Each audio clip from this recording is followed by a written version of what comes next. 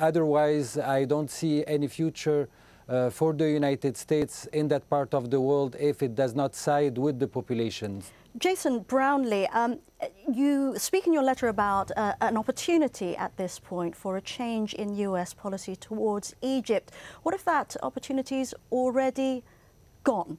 I mean, in days gone by, in demonstrations like the ones that we've been seeing playing out over the last week or so in Cairo, Alexandria, Suez, you would have seen American flags burned, stamp on the ground, an effigy or two of the US president set on fire as well. There's none of that. The opportunity is ongoing and has not yet been seized. And whereas there's been some considerable discussion in Washington that Obama has exhausted all of the leverage that he has, I talked with a prominent Egyptian human rights activist a couple of nights ago, and he said it's not an issue of not having the means to support democracy in Egypt, it's a lack of political will. And also, would you say, Mr. Brownlee, that people in the region don't care? These are by and large young people. They're seen as a younger generation in Egypt demonstrating at the moment. And it would seem that the US doesn't even count.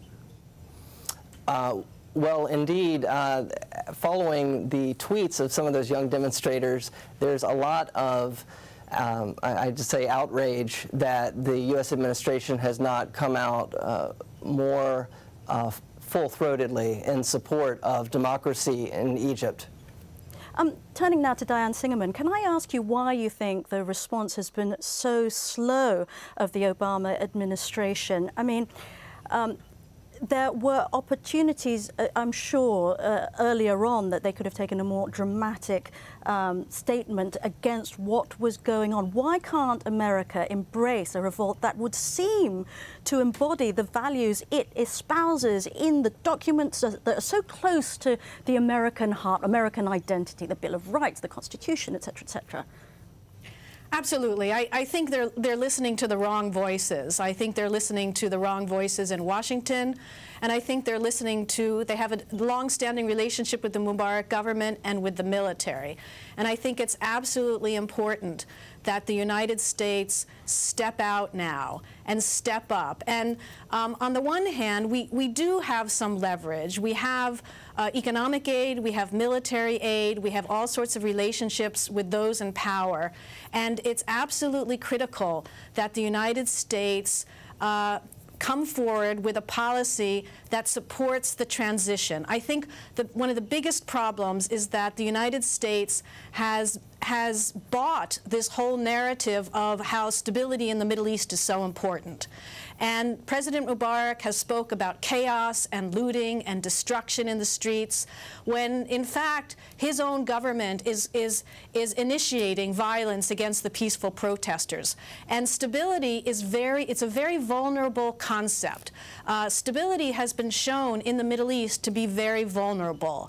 And we have to reject the narrative of stability. We have to reject this notion that we have to keep everything the same, because stability has not delivered at all. And the people in Egypt are suffering tremendously. Would you agree with that? From that notion of... Would you agree with that, Kari Abbas? I could see you nodding your head at some points during the last few minutes. Yes, absolutely, because this notion of stability, it's a precarious stability. It's not a real stability. And these revolts were long overdue. But you're Egyptian, doesn't it hurt you to see all these fires burning, the threat to the Egyptian Museum, for example? Isn't it frightening to you? As some of the people, ordinary Egyptians we've been speaking to in Egypt have been voicing, they've been saying, oh, you know, we want things to calm down, we want to go back to our normal lives. Absolutely. I mean, there is the banks are closed. People don't have money. There is a lack of products of like bread and food. So people started to get tired. Cairo is usually a very safe city. Now it became quite insecure. So people are in a way tired, but also very surprised with the response of President Mubarak to the protests by I wouldn't say instigating so how can you instability. reject stability? Yes. Yeah, that's what I'm asking. How can you reject stability? Yeah, stability, I mean, graveyards are very stable.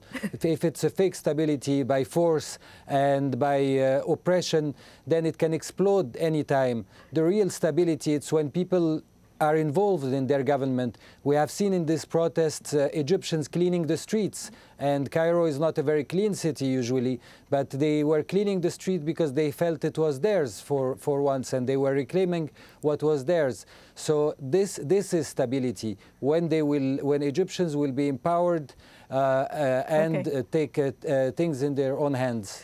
Diane Singerman, just a few minutes ago, you were talking about Mubarak, and I want to go back to the letter that you signed and that Jason Brownlee has initiated. As far as the US academics who signed this are concerned, the message is clear that Mubarak has to go. I want to quote that letter. Tens, if not hundreds of thousands of demonstrators in Egypt and around the world have spoken. We believe their message is bold and clear. Mubarak should resign from office and allow Egyptians to establish a new government free of his and his family's influence. It is also clear to us that if you seek, as you said Friday, quote, political, social and economic reforms that meet the aspirations of the Egyptian people, your administration should publicly acknowledge those reforms will not be advanced by Mubarak or any of his adjutants. Jason Brownlee, I came across a blog of Augustus Norton, who refused to sign the letter because he has said that pulling the rug out from under Mubarak doesn't serve anyone well, that we need to support the situation in Egypt, or the US, he means, the US government needs to support the transition process, and that's not going to be helped by pulling the rug out from Mubarak. What's your response? Yeah, I think it's a straw man to talk about pulling the rug out from Mubarak. This is a very thick relationship with many kinds of connections between the security and intelligence services in Egypt and their counterparts in the United States. And there are many ways that the United States could have publicly paired actions with rhetoric in public, and as well as doing things privately behind the scenes. I mean, for example, and these are things that most Americans are not very familiar with. The multinational combined military exercises scheduled for this fall, Operation Bright Star, between Egypt and the U.S., they happen every 2 years. Are those still on schedule? You know, one thing to do would be to say, for the moment, we are indefinitely holding off those military exercises. There are other ways too, but especially in private. And again, it's a lack of political will that seems to be the problem. Can I also add something here? Sure, yeah. I also think there's a tendency in the United States to have this notion of sort of the one-man rule, and certainly Mubarak is a force. Certainly he and his son has been poised for succession. But I think it's really important to also stress that Mubarak is in an alliance and has worked with the military and the security forces. So what Jason and I and many other people are suggesting is that we have to look at the institutions of power in Egypt.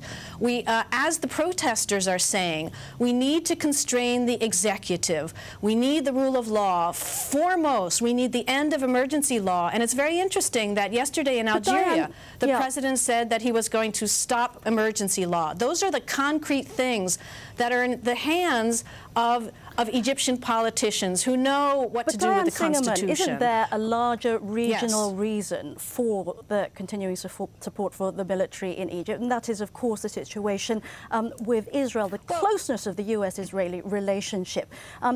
There's another part of Augustus Norton's blog in which he says for US policy imperatives, you've got to be realistic in addressing the US-Israeli relationship. Absolutely not. He was saying, I may regret the US has allowed itself to become so entangled and ensnared with Israel's policies, but the US and Israel are tightly connected. That begs the question of what 30 years of this stability policy have gotten us, even in relationship to the peace process. The peace process has been stopped. The peace process is going nowhere.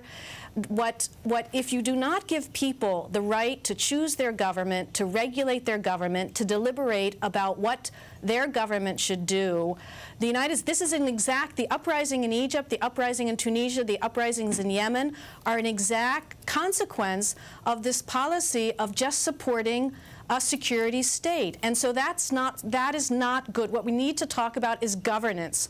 What we need to talk about is a transition. When the Berlin Wall fell, 5 years before that, there was a constant play between the military and the security forces and civil society and leaders. There was constant play. And the United States has to be patient, and it has to create the political space. It has to protect.